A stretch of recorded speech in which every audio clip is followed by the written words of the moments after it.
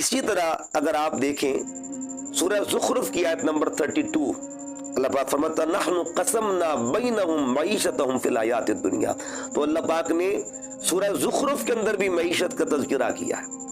پھر ہم جب قرآن مجید کا گہرائی سے مطالعہ کرتے ہیں، ڈیپتھ میں جاتے ہیں نا، تو پھر قرآن معیشت کے اصول بتاتا ہے، رہنمائی کرتا ہے۔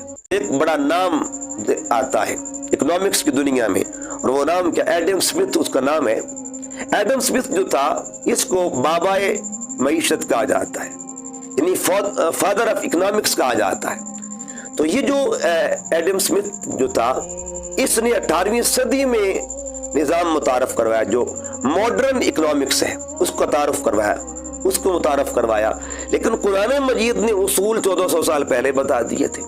تو آج ہر علم جو ہے وہ قرآن سے فیض لیتا ہے، رہنمائی لیتا ہے، اور قرآن مجید اس تمام تر جتنے بھی بڑے بڑے اکونومسٹ ہیں اور بڑے بڑے معیشت دان ہیں، آج بھی قرآن ان کو دعوت فکر دے رہا ہے۔